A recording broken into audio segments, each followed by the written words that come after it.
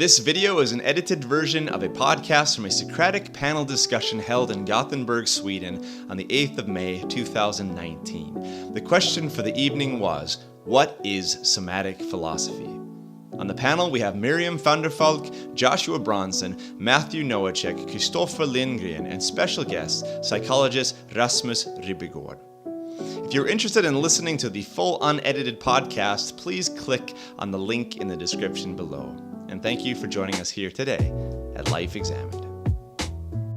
So the idea with Somatic Philosophy is that you have the philosopher, who's like this person, sits like this. Everyone's seen that statue by... Yeah, the thinker, right? Yeah, the thinker. And who can, or you sit like Descartes, you sit in your armchair philosophy, and you can understand the whole world from your room and your chair. And it just can't be the case. It's just impossible that that's how it works.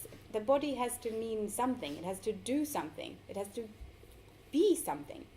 And if I do like this, I see that I both am my body and I have my body.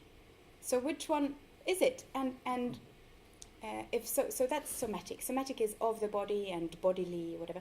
And philosophy means love of wisdom. So looking for wisdom. And can you even put those two words together? Somatic philosophy. Can you say you're looking for wisdom with the body? I mean, I think so, but I'm not sure if I can explain it. Yeah. So what might be an example of just trying to think, what might be an example of maybe a body seeking wisdom? There was this book I read called The Body Keeps the Score. It's by a psychologist. And it's about how like the body keeps memories of trauma and how you need to, and how to get out of, that the body needs to get out of the trauma. It's not just an intellectual understanding of what has happened. So you need the words, but you need something else too.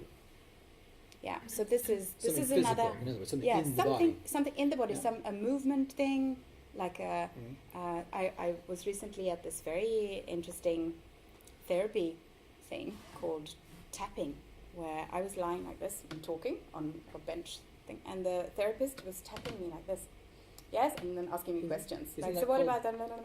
Isn't that called Chinese torture? No. No, I remember. That's water torture. That's water torture. Sorry. No, it was called Supposed to be rather pleasant. Yeah, it wasn't pleasant. I was surprised at how much I started to feel. Yeah. Yeah. So you're saying that in one way that the body might help us seek wisdom is by bringing up emotions that we wouldn't. If something's happening to your body, it might bring up certain emotions that you might not get to by just thinking. Yeah, or that's like maybe one. Yeah, something like that. Like, what is it? What should I write? I'll write narrative. Narrative it feels like an important. So your narrative is not just with words. Narrative is something else. I forgot to say a very important thing. You are allowed to interrupt at any time. You are encouraged to interrupt. Yeah. Yes. If you see one of us talking too much, then just interrupt. Yeah. If you need something clarified. Yeah. Just jump in. But I guess I have a question we can start with. And in the history of philosophy, so there's a distinction that's been made between the body and the mind, or the body and the soul. And whenever that distinction is made, very often the body gets put down on the bottom as something unimportant, and the mind or the soul is really important. We see this back with Plato did this, in sort of the Gnostics, Descartes, and I think even today there's some people who want to say, if you think technology, maybe I could just download my brain and have all that, and I'd have me, right? And I could get rid of this silly body I have. That's been a trend in philosophy, and there's been a lot of philosophers since 400, 500 years ago who have been trying to fight against that picture in different ways. The question I have for you guys is that distinction made in your daily lives? Do you experience that distinction? And if so, how so? Or maybe that's not an issue in Swedish society so much as in philosophy. But in philosophy, it seems to be something that we are constantly fighting with, this distinction, and then the valuation of the body is not important, but the mental, the soul, the brain, not the brain, the mental, the soul is important, and there's a distinction made there. Is that something that you experience, or is that something a little new? I think that I can give an example of how we experience it, I think. Yeah. That's a pretty easy one. That it's a pretty normal thing, I think, to say something like, if you are a bit, you're a bit sick, you've got a cold, maybe you've got an allergy attack for now, right? And yet you're in a context like you're at work, then you should try and not allow that to interrupt your work, right? You should push it down. You should relegate that to. You should push down your feelings in your body in order to continue with your mental work. I mean, and that's a normal thing, I think, right? Mm. And we that's the what was the word, the Swedish word now for manners? Hyfs. Right. Yeah, it's good manners, right? I mean, it's like you don't. It's like if you're in a meeting and you feel like you just don't feel very good. You don't just stop the meeting and say, oh, I'm just going to lay down for a bit because I'm not feeling very well. Right. It's good manners. Nämen. Isn't it quite often also that when people say something like that, they will say that they don't say I feel ill. They say my back is problematic. Yeah. Or my head is problematic. Right. They don't talk about that. I'm not feeling well now. So There's a distance. Yeah. So already there we stop. Mm. And I think for the first question there, I would think that you can still see in school that all the subjects, maths, all these things, they are prioritized. Right. They are more worth. I mean, if you have, I'm so old, so when I was in school, you got number 5 if you were at the top. If you got that sort of in maths or something like that, that would much better than if you had it in gymnastics or something. Yeah. And I think it's like that. But I mean, would you say that's? Why do you think that prioritization is there? Oh, yeah, that's a good question. But I think the whole society is built on the worth of what the mind can achieve. And how much you can study. And I mean, today we know much more about, they don't talk that much about it nowadays, but there were some years ago, we came with this about 7 different kind of intelligences. Things like that. Emotional intelligence. Yes. And now I think people forgot about that again. But then it was brought up sort of that you could have intelligence that is about that you learn from your body, through your body. Someone learns through listening, other people learn through thinking. And I think sort of it has been maybe the people who are thinking, who sits there and are very good at doing that. But I was thinking, well, how would these minds meet and discuss if they didn't have a body? Right. So By email, of course. Which is true. Haven't you seen? But speech is also corporal. Yes. There seems to be a Google project now that scans brain activity and translates to text. Well, that's body too. So I feel reluctant actually to express myself in this context. I'm by no means a philosopher. That's good. Is it? Yeah. I used to like Albert Camus, mostly his novels. Existentialism had some impact on me. But anyway, regarding this Cartesian duality, the distinction we make since way back between body and mind, I believe it has religious roots, and I believe it has a lot to do with the Judeo-Christian heritage. This is what distinguishes us from the animals. The animals, according to this model of thought, has no soul. This is the unique human feature. Not actually communication or anything else. That's, widely held belief that language is what distinguishes us. But most people for a very long time, at least 2-3 millennia, have been thinking that we are different from animals because we have a soul. And the soul resides perhaps for some time in the body, but it's not where it comes from, and that's not where it will go when the body one day will give up. So that is, I believe, the reason, the main explanation behind the hierarchy here, where the body is seen as some kind of subservient tool, object that can be exploited, that has a will of its own, impulses, but most of them are not very constructive, they're not very beneficial to us. They are rather connected to the devil.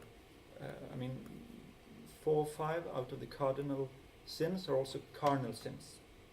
Yes? Cardinal is body. Cardinal would be de 7 stora kardinalsynderna, dödssynderna. They are both cardinal and carnal, most of them, yeah? So the body, for this reason, has had to be disciplined. And I think that there is no body, yeah? There actually is no body. There is no mind or soul either. I thought a little bit about this yesterday and today. I haven't had a lot of time to think on the subject, but I thought a little bit. Based on what I've read from other fields, I'd like to use a quote from Donald Winnicott, the psychoanalyst and pediatrician, who famously said, "There is no baby. There is only the baby and the mother." Yeah, and to paraphrase that, I'd like to say that there is no body. There is only body and mind. It's impossible to imagine, to conceive of a mind without a body. You could say that there is an ego, certainly, and you could say this is a mental faculty, but certainly there is no mind that can ever be separated from the body.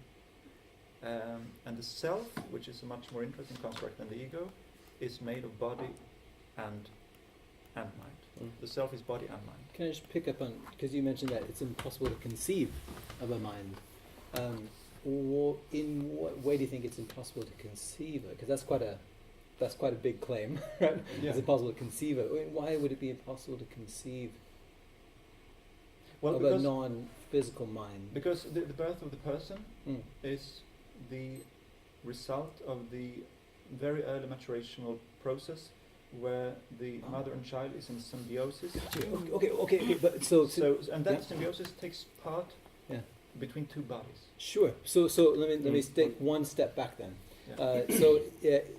Is it possible to make a distinction between mind and person? Because what you're describing is the genesis of a person, right? But that doesn't rule out the possibility of conceiving of a mind that's not a person. Right? So what I'm thinking about here is that there are plenty of people who want to say something like that certain artificial intelligences might become conscious. I'm not sure what that means, but what at least they're trying to point at is that there is something that would be mental, but it's not a person. So are those 2 concepts separable? Well, I would like to say that the day, which might come soon, where we have a true artificial intelligence, that artificial intelligence will have a body. So you think it's a necessary connection? It will have a substitute for a body, and it might be made out of chips and, but it doesn't matter. It will still have a body. But I'm so. Carol, I think that's quite an interesting concept. This whole artificial intelligence being sort of soul-like, or being a real soul, or mimicking at least the human soul. And while it does have a body, it's not limited by the body. It could be uploaded to any platform, so it is floating. But each of us, we are limited to the body we're in. And then our soul, if we make that distinction, is totally limited to this body. And if this body dies, that soul dies. And that's very different with this concept of the artificial intelligence. That's why people are so fascinated by it, because it is something, while it will have a platform, a physical platform on which it is coded, that platform can change. So you can go from one server to the next server, so it can actually reach true eternity. Can I give the name for that? So in philosophy of mind, they talk about, it's called multi-realisability. So if you think of the mind in terms of a function, maybe this will get a little bit too technical, but if you think of the mind in terms of a function, that there's a certain function that goes on, like a mathematical function. You can describe the function. To take a very simple example, like what do you call these things now? Where you get, like a soda, you put your money in, right, and you select what you want. Vending machine. Thank you. A vending machine. Vending machine. I don't know, I couldn't remember that. A vending machine. So, like a vending machine, it has a very simple function. There's an input, there's a selection, and there's an output. It could be made out of metal. It could be made out of plastic. It could be made out of wood, presumably. So it could be the same function could be realized in different substances. So that's the idea with artificial intelligence, is that it's multi-realizable. And then if you think that the mind is essentially described as functions, then you could have the same function in multiply different kinds of things. And then you might think then that the mind is separable from the body, right? I mean, that's the way the thinking goes. But I'll jump on Rasmus's comment here Yeah. to kind of challenge that a little bit. I think that maybe I'm misreading your statement here, but it seems like when we talk about having any sort of mind or consciousness, it's necessarily connected to the body, which is located in a culture, in a specific time period, in a culture. To use the example of language again, for me to think right now, I'm thinking through categories of English and terrible Swedish, but these are all categories that I have developed as an embodied child who's grown up in a certain context, and I have a hard time thinking about how you could have language acquisition without having that robust embodied context. And that's a good argument for how we should learn language, I think, too, is we often try to intellectualize it, and we study grammar, we study vocabulary, we try to memorize all these categories, instead of doing what children do, is to throw ourselves into a context, become what you were trying to speak, become a Swede if you want to learn Swedish, become a German, whatever that means, right? And what does that mean? Whatever, become an American, but actually take on the embodied forms of these languages, and in doing that, you're suddenly in the middle of a social context, you're in a very distinct cultural context, and this is a very embodied process that I think is very distinct, and that's what makes, I think, human beings very interesting, is that we already find ourselves in these thick contexts in which we then are thinking, but we're thinking as bodies.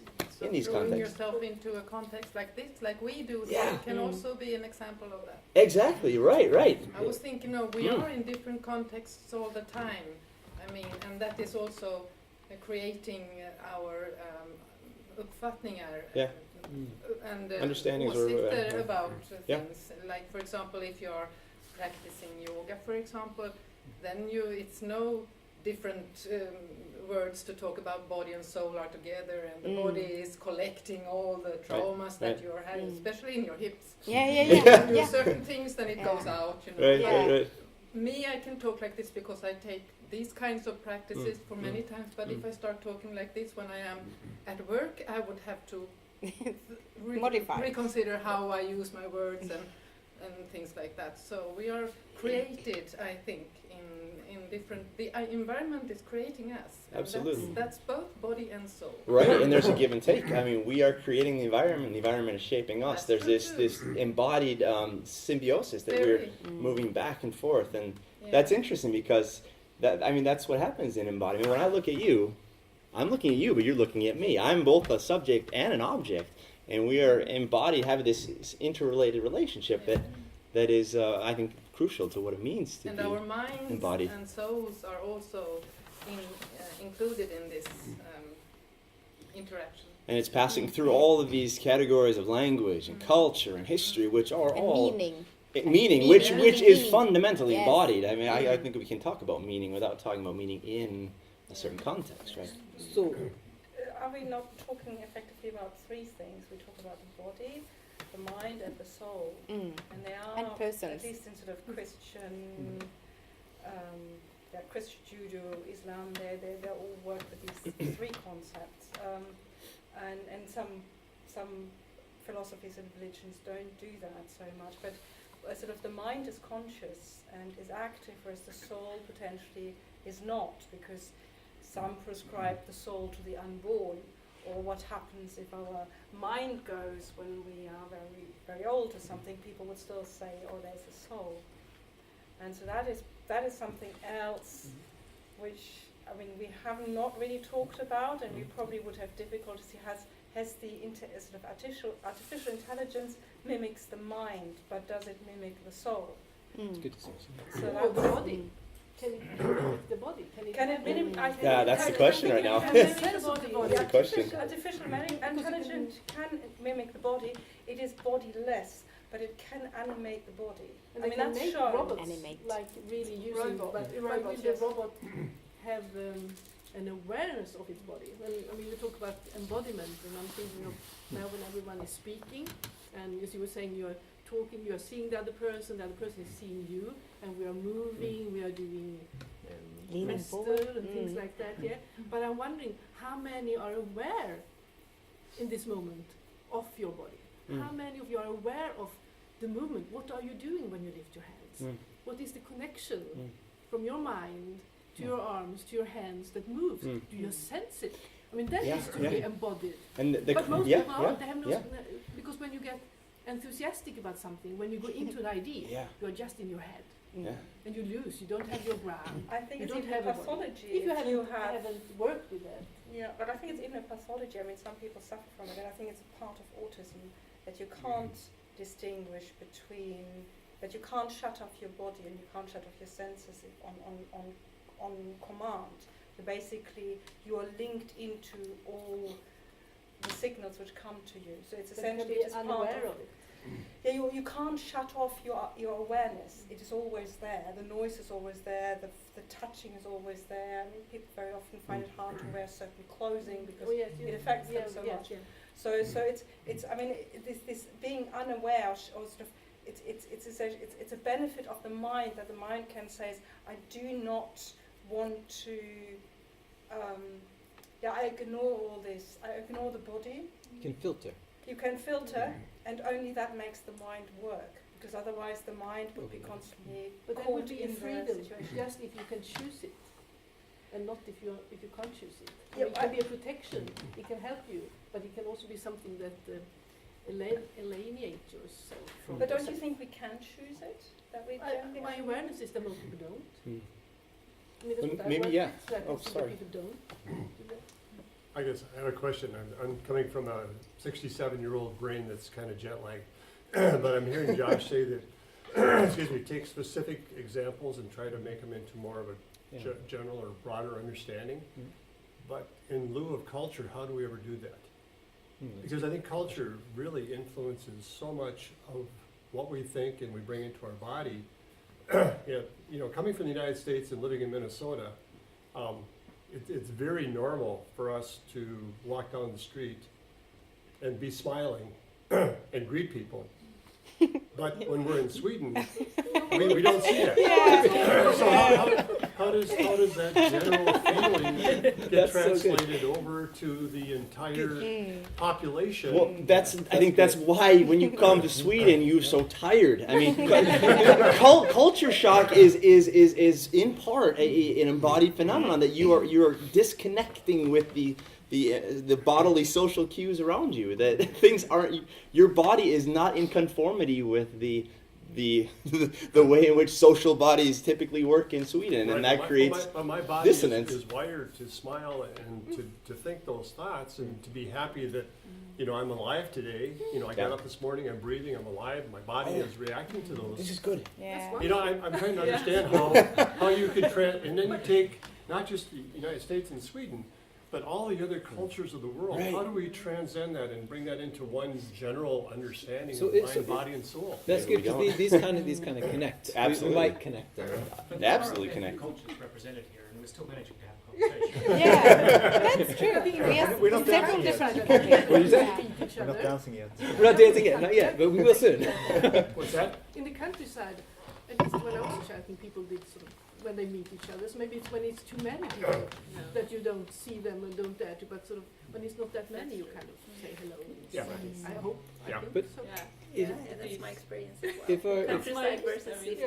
Sure. Yeah. but if our question in the beginning was somatic philosophy, so how does the, maybe we could rephrase it slightly, how does the body contribute to pursuing wisdom? Does that sound good enough? Yeah. Maybe for the moment. Hmm? How does the body pursue? Because your point These and two are really Al's point, I think good. they might Yeah. connect, right? So one way to connect specific examples like smiling in Minnesota and not talking to people at the bus stop in Sweden, right? Because these are culturally ingrained behaviors. They're culturally ingrained behaviors, but if we can say something about how those ingrained in terms of our bodies, how our bodies react to our environment, if we can draw a connection between how both of them help us pursue wisdom, so then the question is, what is wisdom? Yeah. Then maybe you can see how they both connect. So maybe the question is, because we've talked a little bit about, I mean, I don't know, we don't need to solve the mind-body problem, right? But we just need to maybe come It's to not something. a problem. You guys don't think it's a problem. But, It's not a problem. It's maybe not a problem. But I mean, but that'll Artificial problem. but that'll take us too far aside, right? I mean, the Yeah. question is how does the body interact Yeah. with our pursuit of wisdom? So if we start Well, with sort of, yeah. we start with what is somatic philosophy, but now we take one out. So we just go, what is, first two things. I wrote, the body informs me. And so the body, Yeah, when you're good. walking down the street here, you're informed, your body informs you, like your responses to the not smiles that you get. And the, Right. this is information about the situation that you're in and what you feel about it, like your values, how it relates to, it's Sure. not just taking it in, but also evaluating it. So you get knowledge about yourself and the culture that you're visiting through your body. Sure. Yeah. So that's one thing that we can sort of keep in mind for the rest of the discussion. And can we say maybe not even consciously all the time? Yeah. Like you might be picking Yes. up signals Yeah. from people not smiling, and that creates a certain emotional response in you that Yeah. makes you feel bad. And you might be misreading that these people aren't angry with you. No. They're not being rude. They're just not. So not There's- engaging. They're not engaging. Yeah. It's just not as you expect, right? Yeah. Which creates a certain bodily reaction that you And might that- feel. Yeah, So and my that could bodily happen. reaction would be, in order to fit into the culture, would be to not engage them, Yeah. to Don't look look down them in and the just eye. kind of pass Yeah. them and Well, not engage them. Yeah. I mean, this is the crazy thing with the body seeks an equilibrium. I mean, we can talk about. There's a guy, Hubert Dreyfus, talks about skillful coping. That the body, you become better at doing things through habit, and your body actually begins to find an equilibrium. And this is good in a lot of ways because maybe you get better at doing something, but it can also be very destructive. Take the example of racism in America. There's another philosopher, George Yancey, who gives an example of a white woman. He's an African American. He's in an elevator. A white woman walks in, and he can see immediately that she's tensing up, that her hands are getting sweaty, she's getting a dry throat, and he says she's not even consciously aware of it. What she believes is, I'm not racist. But her body is reacting to the sight of an African American in the elevator in such a way that she is having this racist reaction. But we are actually hardwired to do that even as infants. Absolutely, yeah. Even as infants. Right. But do what? Can we clarify that? To react relatively negatively to people who look very different from Good. Okay. us. Yeah. But I take it that's not racism, right? I mean, Well, because it's the categorization racist. right. Well, no, but what I mean is that I if you would haven't like to interject on this. Yeah. I think we're reacting to the unknown. right, of exactly. the That's world. that's And I what think you're. if you grow up in a world which is very, very diverse in this thing, then children react very differently. And I've experienced this very much myself. And I mean, I grew up in a very white environment, and then I moved in one which was very much more mixed. And my own children they go to a school where most children do not have their own skin color, and they react very differently to this, and they have all their life. So it is something which I think it's a learned trait. But not Of hostility. uniquely, not exclusively. Because there is a certain comparison taking place. It has been But proven. how do you know how you look? I mean, there are also experiments that you Well, don't quite know who you are. I mean, that's a slightly different discussion, but I'm not that comfortable with that sort of vision. Well, it's about vision. It's about seeing, for example, the color of the skin on your arm. That you will see even without a mirror. Yeah, but that's. But I guess the point here was just that the body, we have a way of absorbing cultural values without even necessarily knowing about it. And so then it's important that we are then able to become aware of these things in order to try and address the somatic responses that we're having. And to interpret. Because you might you might come home and then you're like, I'm so tired. Why am I so tired? God, I don't know why I'm so tired. And then you start to think with your mind and your mental capacity, and then you do the interpretation. So the body gives you one kind of data to work with, and your mind can interpret it. And then when you interpret it and you get like I'm tired because when I met this guy and I was thinking about and then my mom said oh, that's why. And then when you have this insight, like a word insight, mental language-based insight, you go like, and then you get it. Your body is responding to the insight. So this is another somatic philosophy thing. Do you think really it's the body that sort of interprets and sees things, and then the mind thinks? I would think that it's you who reacts. Yeah. And in the you that reacts, yeah, there is either mind or body or anything. It's you. Yeah. It's yourself. Yes. But when we talk, it's very difficult to talk when we describe something. Oh, this is an arm. Yeah. I mean, this is an arm, and we have said that the arm is on a body, and in that body, on top of it is the head, and the head is the brain, and the brain thinks. But it's like, it's all me. But I mean, of course, it's you who reacts and interprets. Yeah. So you can't really say what you're saying, but we have to say that when we talk. But that is that we make that distinction, that we separate ourselves from ourselves. That is the main problem. Yeah, that is. I and think that's you're the main onto problem. something. Maybe the philosophers did. Who sort of put the head in the hand and didn't understand. Yeah. Maybe this is the core of the stuff here. The hand could do, because without your body, today you can do a lot because we have developed some people who have. I have a friend who has ALS, and I mean, had that been maybe 50 years ago, she would have been shut into herself. Yeah. But I think a few years ago she even gave a talk. She can't talk, she can't move, but she can use an eye to write on a computer. So that has changed. The body doesn't work, but she is without the body working, she still wouldn't be able to think. And I think your point is really good to connect to what Rasmus said. I think there are certain religious traditions that will try to take away responsibility by saying that was the evil body, but the true me, which is this disembodied part, is still pure. But I mean, if we go even one step back, I mean, even to Plato, even way back, 400 years BC, I mean, there's a sort of fear of change and ambiguity. I think underlying this, there's an idea that the valuable, the good, is something that is unchanging, is eternal, is perfect. And as soon as you get into this world, things get messy. Things get ambiguous. When you talk about the body is constantly transforming and changing and ambiguous. And there's a sense of alterity there. And I think that's... Is all philosophy somatic? Well, no, I don't know. But, I mean, what would you teach in a somatic philosophy class?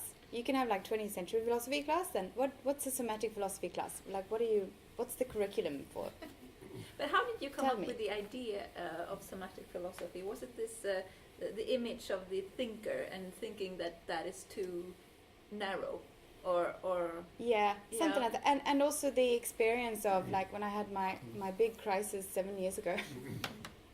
7 is an important number, it's like my time now. Going to like yoga and Pilates classes and stuff, and then you go to. I had never ever been working out ever in my entire life before, And then the yoga teacher says something like, feel your roots go through the floor and down to the earth. Yeah. And then you go like, oh, I'll obey, I'll try to actually feel my roots go through and then you do that and something really cool and profound happens. Yeah, but that is your imagination.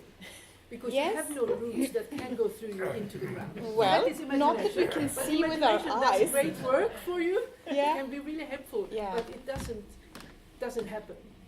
You No. don't get roots from your feet down into the ground. No. But the ground Yeah. comes up and supports you.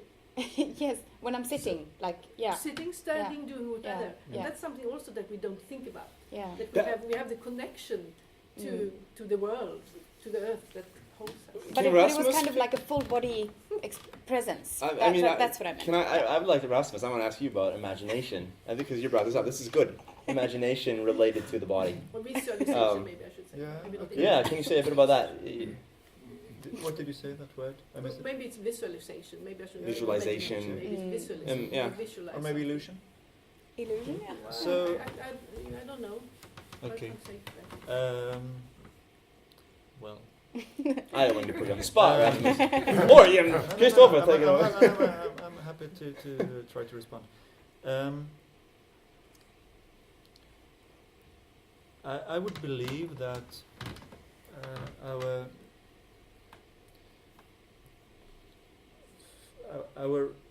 the single most important influential formative experience, that is the foundation of all life that is to follow, would be the very first interaction between your body, yourself, and the body, the self of the other who will nurture you. Okay? And if we are to believe certain theories, this is where the self is born, this is where the person is born. The little child, the infant, will have a need, a physical need. All our needs initially are physical, yeah? I'm hungry, for example, and there will be an impulse to look for the breast, okay? And the well-attuned mother, who knows the needs of her baby, will make available this breast at the right moment, okay? And this will create, I believe, in the baby the illusion that I created this breast and what it stands for. Mm-hmm. I made this. And that gives a very first, very important sense of agency. I am, I make. So the first sense of I am is born through the perception of I create, I make through my body. I fulfill the physical need through grabbing, through sucking, yeah? And we find very often in the field where I work that severe pathologies perhaps begin very, very early. They are somehow linked to very early experiences of dysfunctional relationships. The baby was not cared for properly. The mother was suffering from postpartum depression. Something like this, yeah? If that body-to-body, person-to-person, self-to-self interaction takes place nicely, it goes smoothly, there will be a very, very good foundation to build upon. So this would be perhaps a very first kind of wisdom that will give a certain kind of epistemological trust. This world has something to offer me. I have needs, and the world has something to offer me. The needs can be met. So you see, in attachment theory and other things, it can quite easily be witnessed in the clinic, so to speak, how extremely fundamental, essential this process is. Body to body, mind to mind, soul to soul, self to self. At first they are one, and then there is a kind of separation. I am. I have been created through my body, through the body of the other. And the illusion then is that initially I am the maker of all things. Yeah, this gives a sense of agency. Yeah, yeah. That reminds me, the philosopher Merleau-Ponty says, it's not I think, it's I can. That the self has an aim, it's aiming for, which is carried out on the sight of the body. The body is the sight by which this aim is carried out.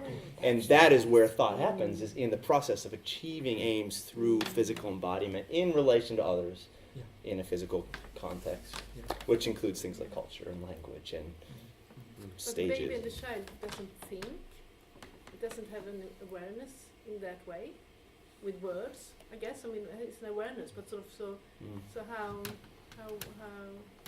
that would be a construct to say. I mean, I think it is like that, but it will be beyond words. Before words. Before words. Yeah. Sure. Yeah. And when you see severely disturbed patients or people, you will see that their expression of their disorder is very often pre-verbal. They will be disconnected, disembodied. They won't feel their legs. They will suffer from partial paralysis. It's medically unexplainable. You will see them being totally disconnecting from any sexual urge. There will be this rupture between body and mind, and they are really limited to the mind part of the self. So they don't have full self. So it's a pathology of the self that almost always has a very clear correlation to the body. That's how it starts, the Somatic Philosophy class. It starts with the personhood and the always the sense of self that is always bodily, kind of. Which class? The Somatic Philosophy class. Very hypothetical. Yeah. This is the visualization part. At the institute. Yeah. Miriam's like a syllabus now. Yeah. I was just thinking about this with society and education, and I think so much about the body that we're, from we're children to we're 6-7 years old, we move, we play, we're in our bodies, and then we start going to school, and it all becomes in the mind. And we're trained. That's the main way we're trained. We sit on chairs with desks, and it's not really for talking about somatics, that's not really somatics, it's just training the mind function, and that's why I think so much yoga and all these body-mind practices today have become so overpopulated. People are in need because they have illnesses, they're unexplained, they're not listening. I think a big part of illnesses today also is because we are neglecting the body, and we just running our lives through our mind. So, Right. That's a good point. How would you reconnecting to the body more as being important for the pursuit of wisdom?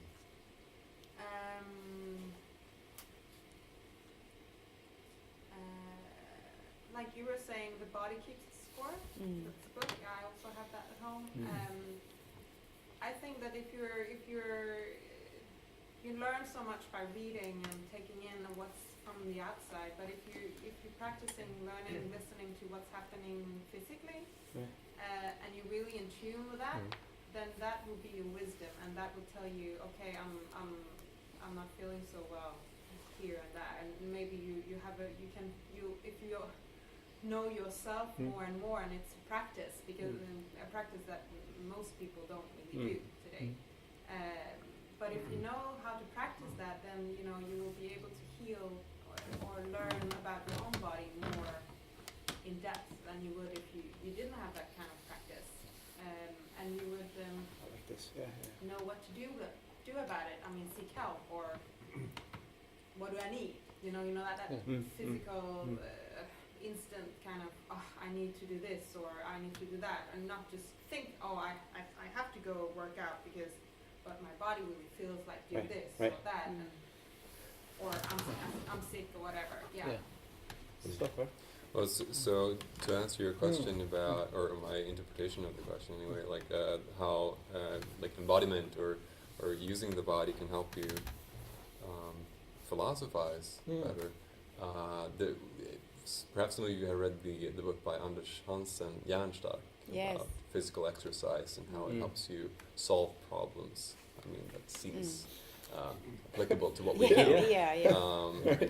But also just being embodied, like realizing, not just intellectually, but like feeling that you are a mortal animal is going to influence your moral values, for instance, how you interact with other people. Like if you really, really understood how much of an animal that's currently dying right now, you'd probably change your ways, like in some way, at least. I wouldn't be drinking as much coffee if I really knew, but like coffee takes me I out thought of the coffee noise. was good for you, though. Yeah, it is. Isn't it? And they've changed again? What's that? At least 4 cups per day. 4 cups. Oh, yeah. 4. I'm good. Yeah. I'm But it almost, seems I'm like- almost good. It seems like you're connecting, I think, to you're looking at asking the question, if we, in teaching and learning, in gaining knowledge, there's an existential component of it, which is embodied. I'm thinking about Aristotle, the Peripatetics. They used to do philosophy by walking around together. Yeah. That's an interesting model of doing philosophy. Maybe we should all get up and walk around Yeah. Gothenburg and Yeah. do this. But I mean, one of the most influential teaching experiences I had was when I was able to lead a class in Washington State. We did philosophy and we climbed a mountain. And that doesn't mean that we went any easier light on the philosophical concepts. It was incredibly difficult philosophy, but it was done in the context of climbing a mountaintop. And the students left that class, I think, more impacted than any other class they've had before, wonderful. because now we have suddenly a bodily interaction. I'm getting at what you're talking about. This is a bodily interaction with knowledge that is much more than sitting in a dark room trying to learn grammar or philosophical concepts or dates and names of philosophers, right? It suddenly has some existential import, which is embodied. I mean, it has to be embodied, right? Sorry. I just want to add to what you said. Like, I always think that when I'm a thinker, as you all, I guess, and when I'm in the bus, like for long bus rides, I always think the best. And I thought a bit about that. Why do I think best in the bus? And I think it's kind of like I'm moving in my body, and then it's also easier for my mind to move forward. Yeah. Something like that. Yeah. Nice.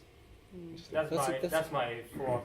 I don't know. It's a good illustration of movement being both a mental movement and a physical movement. Because if I think I stay here for an hour, You get stuck in the thought. yeah, is that right? at some point I will get stuck. Maybe I get I get to some point, but not, and there it stops. You know. Oh, that's Yeah, fascinating. that you need to move. I think this is a very good trick, you know, that you need to move. Didn't someone say, like, never trust a thought that occurs indoors? I don't know if anybody They should have said that. If not, that's yours. Name it. That's yours. I think it was someone else. Okay. Yeah. Back there? Behind you, Curious point about riding the bus. It's one of the times that we are both at rest in some sense, but if you've got a lot of things to do, you are, for the time being, not responsible for the fact that you can't do anything. Yeah. And so you're at peace with the fact that you're not focusing on the things that are on your to-do list. Yeah. Because that's kind of it's a frame of mind you might not be in the rest of the Yeah. So maybe Like the airport bus. This is my favorite moment. Getting on it. So I can't do anything. I was just gonna say, so it might be a social disservice to have internet on trains and buses and so on. I have an example of body, soul, mind. This winter in Texas, I teach preschool, and it's a Christian preschool. And so I walk, I pray to the Lord, tell me what I should teach these kids. And while I'm walking, I always came up with ideas. Yeah, so easy. And I would take them back in the classroom, and they worked. So all three together. So I should. What should I put about the movement, walking? Like, what should I put? Something very important. Peripatetic. I agree. I'm the same. What? Creating wisdom Yeah. creates movement. Yeah. So And vice versa. Movement helps create wisdom. can we make But one? meditation is Probably static. even a very almost simple explanation through this, because if we are moving, our body produces I mean, our body moves around adrenaline a Yes, lot, yes, you much can. more. So, and But not on the bus. not on the bus. No, but I mean, I think sort of change and movement. I think change and movement. Change and movement changes consciousness. And I mean, one of the things, if you want to get rid of anxiety, is do lots of exercise because it lowers your adrenaline. So I think it's probably there's a pretty rational explanation to that, why this happens. So you sort of how changes in exercise level change consciousness. So either sort of make you sort of think less or think more or something like that. So I think that is connected. One other aspect which I also wonder is that with you do need a neural framework for thinking in the first place. So if your neural framework changes, your thinking changes, and the way you look at the world changes. Can you explain neural framework?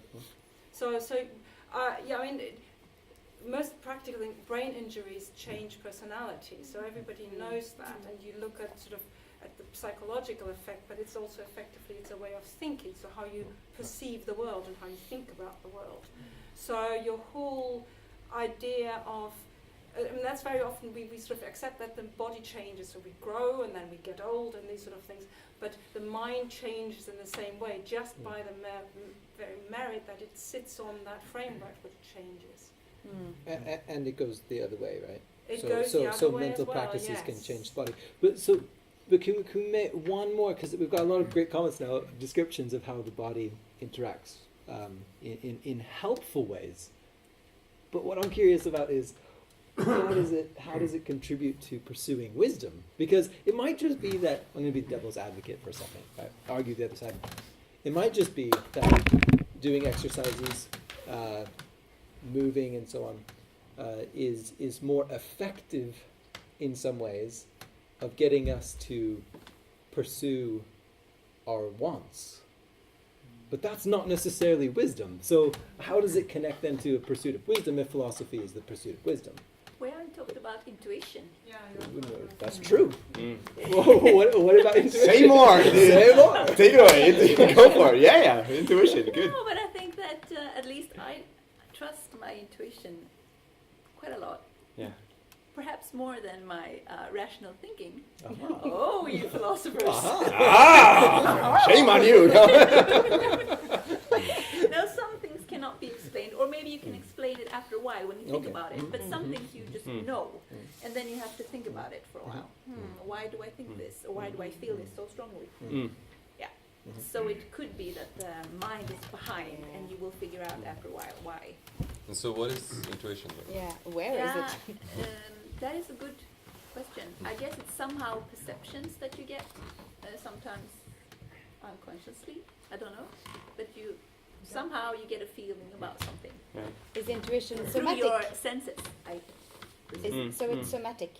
It's somatic. Definitely. I would Intuition say is it's somatic. somatic. Cool. Don't you think it's the mass of everything that you have Of course, sort of it's the perceived your whole life? Yeah. It's in the bottom of Yeah. your Well, you have to vision. build on what you know, obviously. Yeah. So it's that might be both interrelated. body and mind and thoughts. Yeah. And something like that. As a philosopher, I'm thinking intuitions can be very good, but I also want to say we have to be very critical of intuitions because, for what I was talking about before, the way in which our intuitions can be influenced by forces that we're not necessarily consciously aware of. I mean, I live in Lund. I used to work in Copenhagen. I would take the train across after the border control was put in.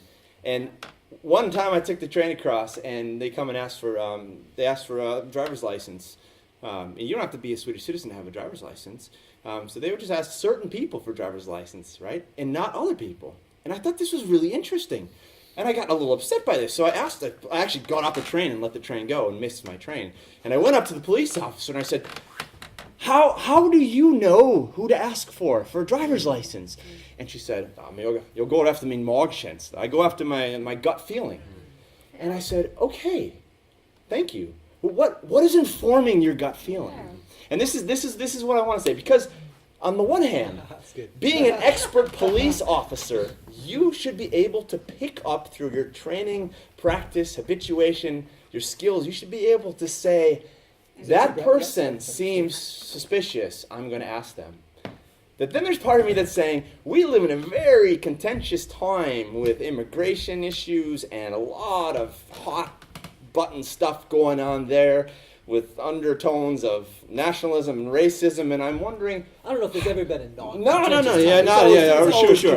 But is that, in some sense, informing our gut feeling, right? And so as a philosopher, then, I want to be critical and say, okay, respect that you're an expert as a police officer, hoping you're an expert, but also being critical of, well, there's other forces at work in our culture that makes me say intuition can be very good, but I want to be very skeptical of it at the same time, right? Of course it's problematic as well, yes.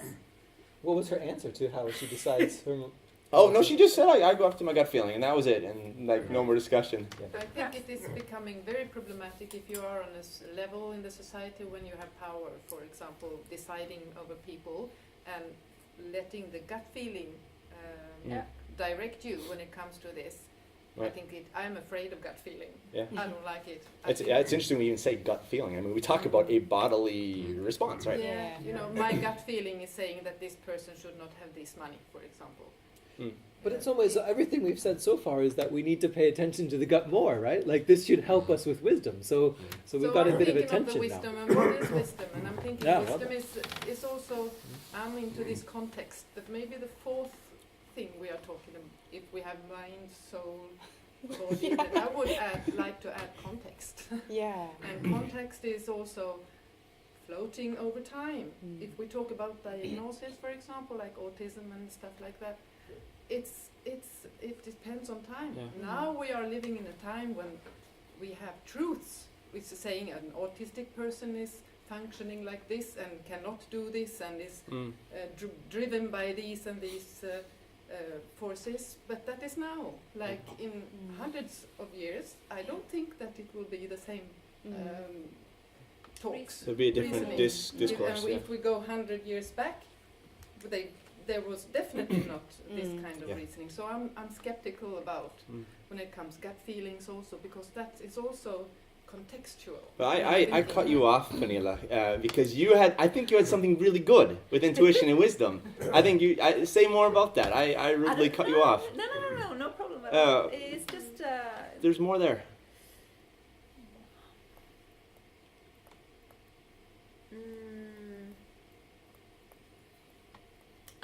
I'm not sure there is, but I think that we wouldn't be able to reason and we wouldn't be able to sit here and talk about anything if we didn't have our bodies and didn't interact with our bodies all the time. Like our eyes and hearing and everything that we perceive, consciously or unconsciously. So I guess we get... For me, it's very clear that you get the wisdom through different sources. And one way is certainly to talk about things and discuss things, but also what we sense. I would think that somatic wisdom, one thing is to maybe say now that maybe it's time to stand up and walk around. Yeah, you're right. It's kind of... that would be somatically wise. To listen to yourself, to your intuition, to your body, to your mind. Everything together is to sort of know that, well, now you're probably been sitting too long, the chair is not that good. So maybe it's good to sort of take some more wine. Yes. And can I connect that to something Rasmus said, because I thought this was really good, that if the goal of philosophy is to pursue truth, and also I think... in my view of philosophy is it should lead to human flourishing. If we want to hold a view of the body and philosophy like we're doing, this would give us a lot of impetus and reason to fight for certain justice programs, things that would help fight against injustice, that would help, say, mother-child bonding, that would help father-child bonding, that would fight against childhood poverty, things that would prevent the embodied connections that are necessary for us to thrive as human beings. That seems to be a project towards truth and wisdom. I would even say wisdom, that this view of embodiment would give us the push to do that, or the tools to do that, or the reason to do that. At least a good way to give an argument to people for why we need these sort of things. And there's another aspect to it as well, is we need to credit intuition and the body for a lot of the work that it does. Like, in a way, it's a sort of like implicit knowledge, like thousands of hours of experience of a certain thing that just pops up in your mind, and you can make an expert decision.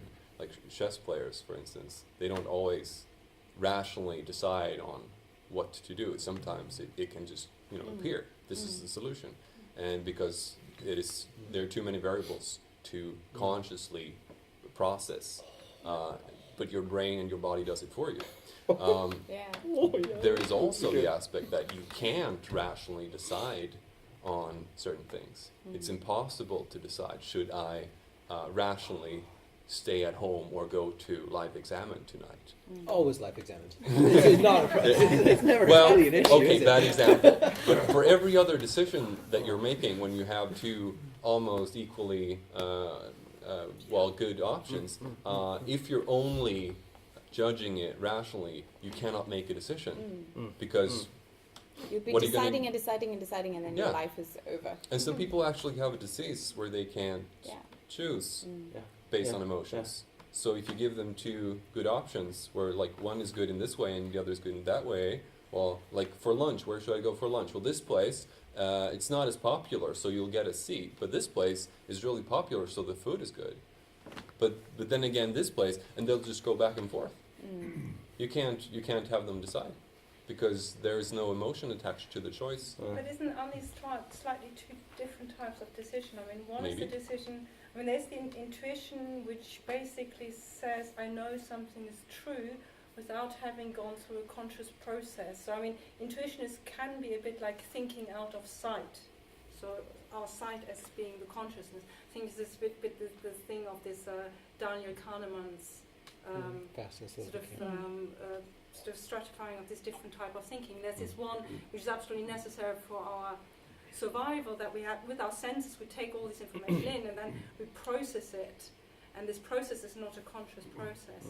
And then there's we jump out of the way of the speeding car. Sorry? We jump out of the way of the speeding car. Yeah. So that's the sort of thing. But there's a rationality behind that, and it's also a learned process. It's a cultural context process. But then there's also the gut feeling, which is the thing to know what is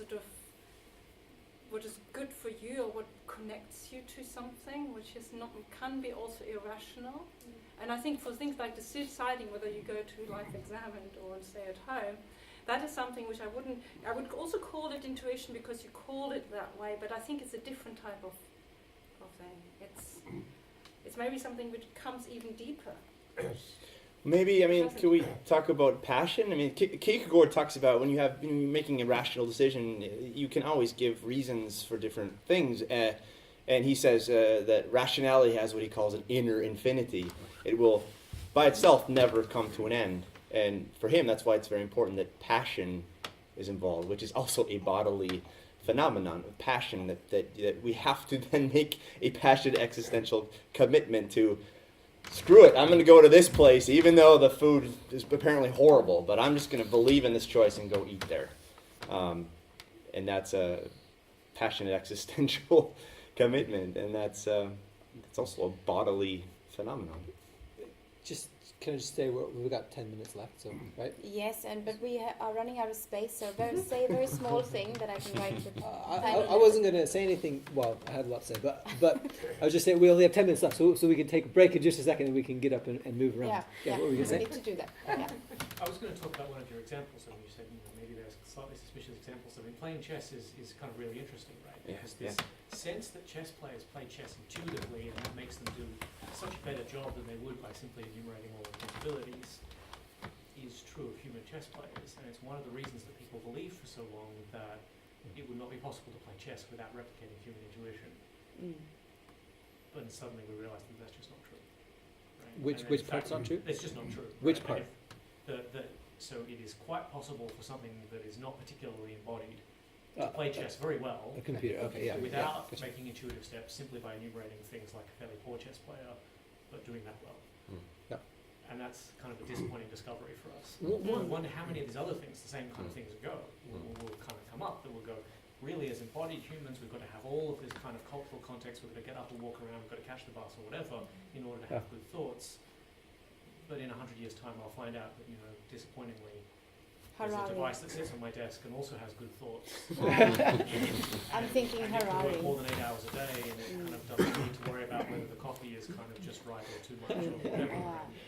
But the Sapiens, the Yuval Harari writer, who wrote the book Sapiens, and he has this talk where he says, what will we do when the computers are better than us at all these things, like driving taxis is his example, I think, and building everything. And he says not every taxi driver can be a yoga teacher, and yoga being like one thing that supposedly a robot wouldn't be very good at, like understanding what the class needs right now, or stretch your legs now. I would contest that actually. I think if you think it's just a matter of information. Yeah, I mean that's a real danger that the more that's the assumption computers can get, the better they get on predictions. Reductionistic. But can I just point out one other cool thing about chess? So, evidently, when top-level chess players are playing chess, you can do investigation of what's going on in their body, and there's very similar, all the same hormones and chemicals are going on that you would see in a creature that is being chased, a prey being chased. Right? So you have the same physiological reaction to a hunting situation going on when you are just thinking. So I mean, just to say that, like, the mind, the thinking part also, right? It instigates, it uses all of these parts of our body that... Yeah, like we said in the beginning, speech is corporeal. There was this research, I think we talked about that during the course, I read about people were called in to answer questions about something, and all the questions, they had to read things about people and then answer questions, and the people who were described in these questions were all a bit old, they were tired, they were stressed, they had difficulty in walking and things like that. And the real research was to watch, or I think maybe it wasn't real research, but it became a part of research, because when all these people left the room, they walked in a completely different way. They were walking like they were very tired and all that. So everything that you read one of the studies and think. It's failing to replicate. Yes. So you can see that how that affected you. Oh, it's bored. It was interesting. Boo, truth.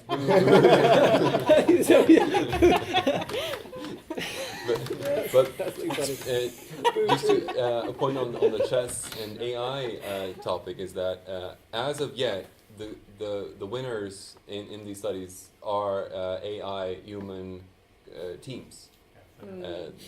So yet, yeah, exactly. We'll see like beyond human level of creativity in chess soon. I think. One of the issues with AI that has a really difficult time with social cues. So in certain things it works really well, like in chess, for example. But if we want to talk about virtue ethics, for example, being in a social context, when through my embodied engagement with this context, I practice what it means to be virtuous, so that eventually I become an expert at being courageous, that I just simply, as Aristotle says, I simply know how to act at the right way, at the right time, in the right moment. That might be a little more difficult for robots, if not impossible. I don't know, based on how robots, AI can read social context. But I think that's like when you brought up chess, I immediately thought of virtue ethics, and I thought that's also a way of embodiment can lead us to wisdom. If we can, in our embodied form, learn how to be courageous, for example, well then I think we've got a pretty good thing going on if we're put in context where then we react in a courageous way.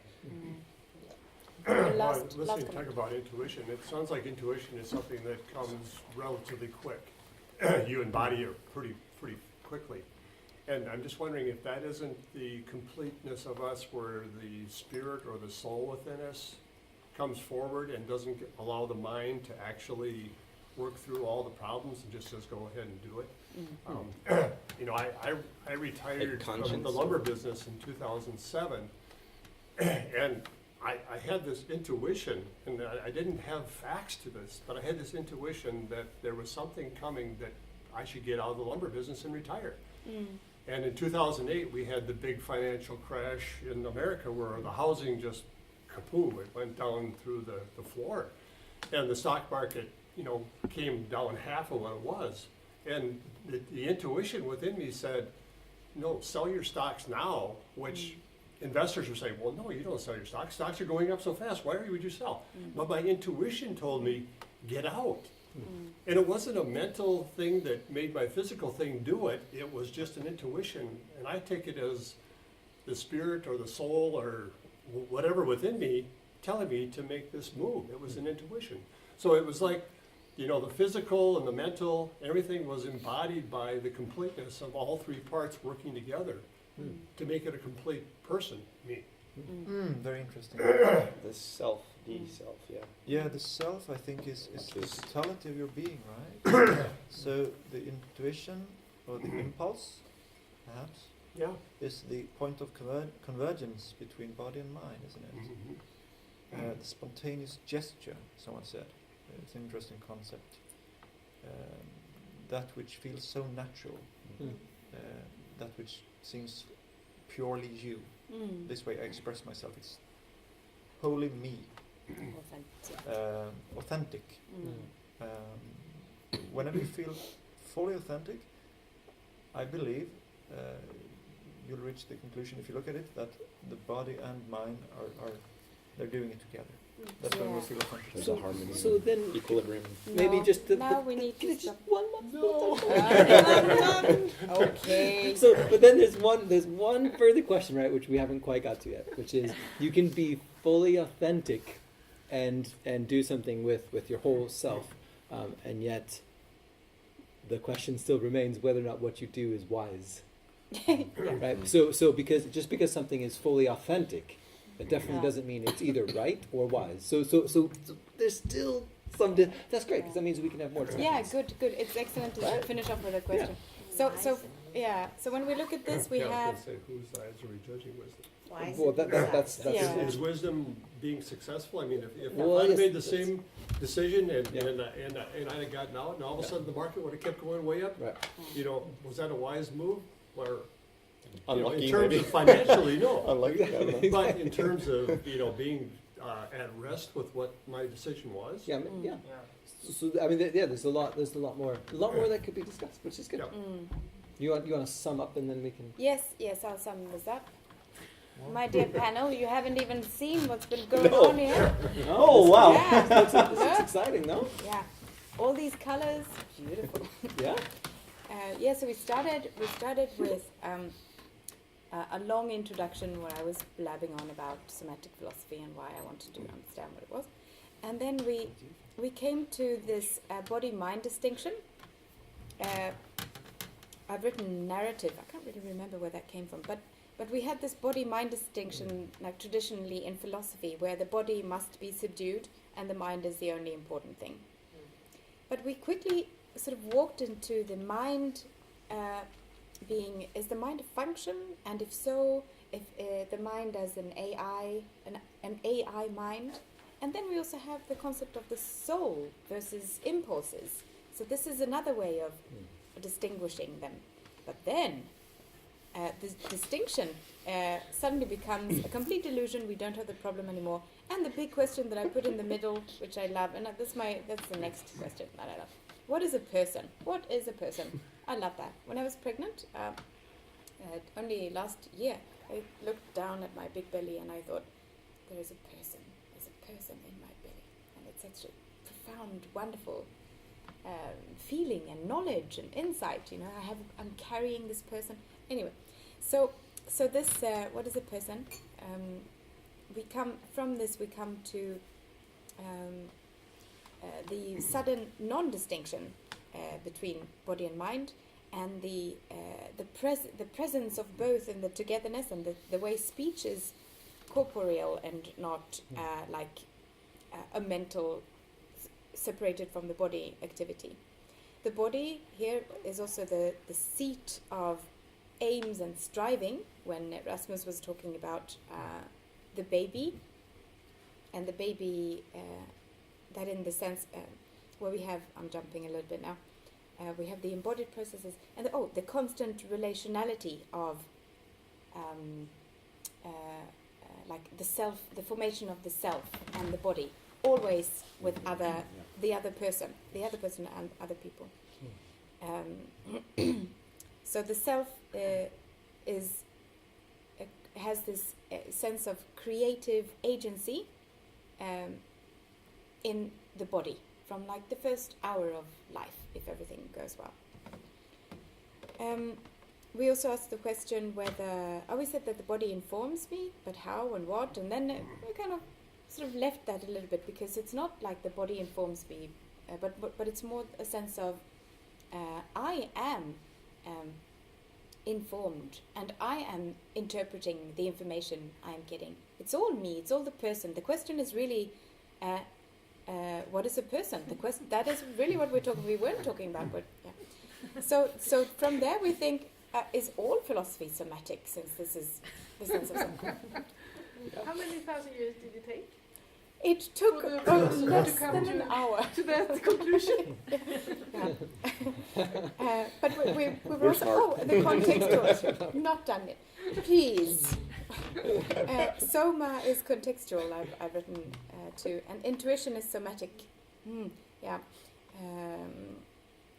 Movement and change in the body is also in the mind. It's like it all comes together in this.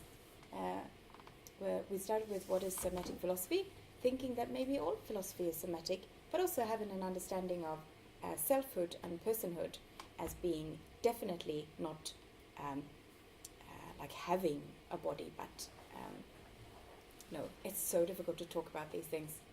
Being a body. Yeah.